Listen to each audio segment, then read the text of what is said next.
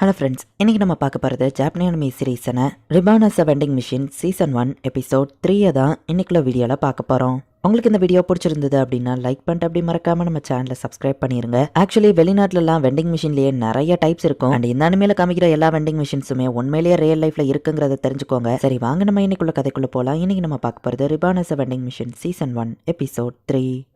King frog கொண்டுட்டு ஒரு வழியா இவங்க வில்லேஜ்க்கு ரிட்டர்ன் போறாங்க. ரிட்டர்ன் போற வழியில எந்த மான்ஸ்டரும் அட்டாக் பண்ணல. பட் இவங்க வில்லேஜ்ல பிரச்சனை மாதிரி தெரியுது. எல்லாரும் டயர்டா இருப்பீங்கன்னு தெரியும். பட் திரும்பவும் வேலை வந்துருச்சு அப்படின்னு டேரக்டர் சொல்லவும், மோனமிக்கு மத்தவங்களுக்கு ஏதாச்சும் ஆயிருக்குமா அப்படின்னு லாமிஸ் வருத்தப்படுறா. ஃபார்வர்ட் ப்ளீஸ் இன்செர்ட் காயின்ஸ் நம்ம ஹீரோ சொல்லவும், ஆமா கவலைப்படாம என்ன பண்ணு யோசிக்கணும். தேங்க்ஸ் பாக்ஸோ அப்படின்னு லாமிஸ் சொல்றா. இப்போ இவங்க போய் பார்த்தா தரையில ஏதோ ஒன்று இழுத்துட்டு போன தடம் இருக்கு. லாமிஸ் தங்கியிருந்த ஹோட்டலும் டெஸ்ட்ராய் ஆயிருக்கு. மோனமி அப்படின்னு கத்திட்டு இருக்கவும், டூ பேட் அப்படின்னு நம்ம ஹீரோ சொல்றான். ஓகே நான் பொறுமையா செயல்படுறேன் அப்படின்னு லாமிஸ் நினைக்கிறா. ட்ரான்ஸ்ஃபர் சர்க்கிள் வழியா கண்டிப்பா எல்லாரும் தப்பிச்சு போயிருப்பாங்க அப்படின்னு லாமிஸ் போறா. ஒரு 2 ஹெடர் ஸ்னேக் தான் அந்த வில்லேஜ் டெஸ்ட்ராய் காரணம். லாமிஸை பார்த்தோன்னே நீ கேட்க தேவையில்ல, அவங்க எல்லாம் சேஃபா தான் இருக்காங்கன்னு செக்யூரிட்டி சொல்றாங்க. இது ஒரு டஞ்சன்ங்கிறதுனால ஆபியஸா அந்த மாதிரிலாம் நடக்கும் தான். எல்லாருமே எப்பவும் தயாரா தான் இருப்பாங்க நம்ம ஹீரோ புரிஞ்சுக்கிறான். நான் இங்க கொஞ்ச நாள் தான் வாழ்ந்திருக்கேன், ஆனா இங்க இருக்கிற நிறைய பேரை எனக்கு தெரியும். இவங்க யாரையுமே நான் இழக்க தயாரா இல்ல அப்படின்னு நம்ம ஹீரோ வந்து செலிப்ரேஷனுக்காக இவங்க எல்லாருக்கும் ஃப்ரீயா வந்து எல்லாத்தையும் கொடுக்குறான். இவங்க கொண்டு மான்ஸ்டரே சமைச்சு சாப்பிடுறாங்களா, டஞ்சனுக்குள்ள இருந்தா சர்வை பண்ணி இதை தான் பண்ணணும் அப்படின்னு நம்ம ஹீரோ புரிஞ்சுக்கிறான். நம்ம ஹீரோ வச்சிருக்கிற ஆல்கஹாலிக் ஸ்டாக் இன்னைக்கு நிறையவே சேல் ஆகுது. ஸோ நம்ம ஹீரோக்கும் நிறைய பாயிண்ட்ஸ் கிடைக்குது. நாளைக்கு இன்னும் நிறைய சேல்ஸ் நடக்கும் அப்படின்னு நம்ம ஹீரோ எதிர்பார்க்கறான். ஹே பாக்ஸோ,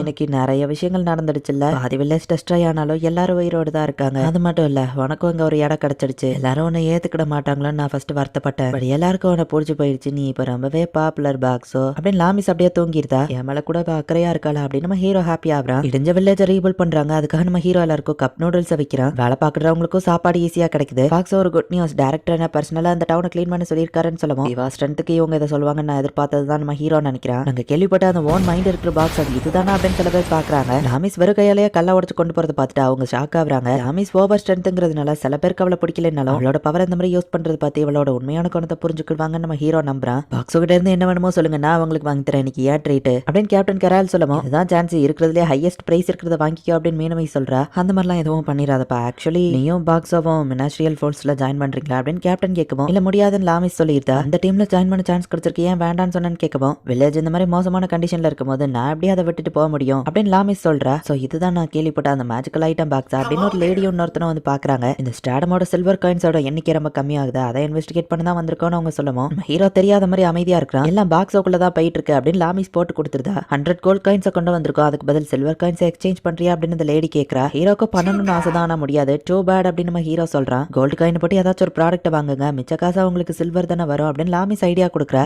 இதுதான் என்னோட ஃபர்ஸ்ட் கோல்டு காயின் அப்படின்னு சொல்லி நம்ம ஹீரோ அதை வாங்குறான். இப்படியே பொருளை வாங்கி பேலன்ஸ் வர சில்லறையா வர சில்வர் காயின்ஸை கலெக்ட் பண்ணி எடுத்துக்கிறாங்க. ஹீரோவை அட்டாக் பண்ண நினைச்ச அந்த ஹண்டரோ இதை பாக்குறான். இப்போதைக்கு இது போதும், பாக்ஸோட பிசினஸையும் கெடுக்க விரும்பல, தேவைப்படும் போது சில்வர் காயின்ஸை இன்னொரு நாள் வந்து கலெக்ட் பண்ணிக்கிட்டோம் அப்படின்னு சொல்லிட்டு அவங்க கிளம்புறாங்க. இங்க இருக்கிறதுலே நீ தான் ரிச்சஸ்ட் பாக்ஸ் அப்படின்னு லாமிஸ் சொல்றா. நம்ம ஹீரோ புதுசா லாட்டரி ஃபியூச்சரையும் ஆட் பண்ணிருக்கான். ஒரு வயசானவரை ட்ரை பண்ணதுல ஜஸ்ட் ஒரு நம்பர்ல அவளுக்கு லக்கு போயிருது. திரும்பவும் அவர் லாட்டரியை ட்ரை பண்ணி பாக்குறாரு, ஆனா அவருக்கு ஒர்க் அவுட் ஆகல. மொத்த லைஃபோட லக்கியும் நான் அதுல வைக்கிற கடைசி ஒரு தடவைன்னு சொல்லுவோம். இந்த மாதிரி முட்டாள்தனமா எத்தனை தடவை தான் பண்ணிட்டு இருப்பீங்க அப்படின்னு அவன் வைஃப் வந்து அவனை தரத்தரான்னு எழுதிட்டு போறா. பாக்ஸோ இளமையை நான் கான்டாக்ட் பண்ண, ஆனா அவர் ரிப்ளை பண்ணவே இல்லை, வேற ஸ்டாடமா சுத்தி பார்த்துட்டு இருப்பான்னு நினைக்கிறேன். இன்னும் கொஞ்சம் நீ வெயிட் பண்ணு சரியா, சாரி அப்படின்னு லாமிஸ் சொல்றா. டைரக்டர் பியரங்க வந்து உங்ககிட்ட கொஞ்சம் பேசணும் அப்படின்னு சொல்றாரு. நம்ம வில்லேஜ்க்கு நிறைய புது ஆளுங்க வரதா இருக்காங்க. வில்லேஜ் இப்பதான் டெஸ்ட்ராய் இருக்கு, சோ ஃபுட் சப்ளைக்கு கஷ்டம் வரும். பட் பாக்ஸோட ஃபுட் சப்ளை இருக்கிறதுனால நம்மளால எல்லாரையும் வெல்கம் பண்ண முடியும் அப்படின்னு அவர் சொல்லிட்டு பாக்ஸோ கிட்ட நான் கொஞ்சம் பர்சனலா பேசணும்னு சொல்லுவோம். சரியா நான் கீழே வெயிட் பண்றேன் லாமிஸ் கிளம்புற. பாக்ஸோ இந்த பியர்ஸ் நாங்கெல்லாம் வந்து மேட்டிங் சீசன்ல மட்டும் தான் பண்ணுவோம், பட் ஹியூமன்ஸ் அப்படி கிடையாது. நிறைய வெளியாளுங்க உள்ள வந்து ஜாலியா இருக்கணும்னு நினைப்பாங்க, பட் டிசீஸ் எதுவும் பரவிடக்கூடாது அப்படின்னு டைரக்டர் பியர் சொல்லவும், இப்போ புரியுதா அவர் ஏன் லாமிஸை வழி அனுப்புனாருன்னு. இது ஒரு சென்சிட்டிவான சப்ஜெக்ட், பட் இவர் சொல்றதோ கரெக்ட் தான் நம்ம ஹீரோ யோசிக்கிறான். ஒரு அழகான லேடி அந்த இடத்துக்கு வர, நிறைய பீப்புள் இந்த வில்லேஜ்க்கு வராங்கன்னா நல்லதுதான், எக்கனாமியும் இம்ப்ரூவ் ஆக தான் செய்யும், பட் அதே நேரத்தில் அவங்க ஜாலியாகவும் இருக்கணும், அவங்க ப்ரொடெக்ஷனும் முக்கியம் அப்படின்னு சொல்லி அவங்க சொல்லுவோம். ஓகே அப்படின்னு சொல்லி இப்போ நம்ம ஹீரோ வந்து டிரான்ஸ்ஃபார்ம் ஆகுறான். ஓ இதுதான் உன்னோட சஜஷனா அப்படின்னு சொல்லிட்டு அவங்க அது என்னன்னு பாக்குறாங்க. மக்களுக்கு வியாதி பரவாம இது தடுக்குமா அப்படின்னு சொல்லி அவங்க கேட்குவோம். ஹலோ தார நம்ம ஹீரோ சொல்றான், இது என்ன பாக்கெட், இது என்ன மெட்டீரியல், ரொம்பவே ஸ்டிக்கியா இருக்கு அப்படின்னு அதுல போட்டிருக்கிற பிக்சரை வச்சு ஓ இப்படிதான் இதை யூஸ் பண்ணணுமான்னு புரிஞ்சுக்கிறாங்க.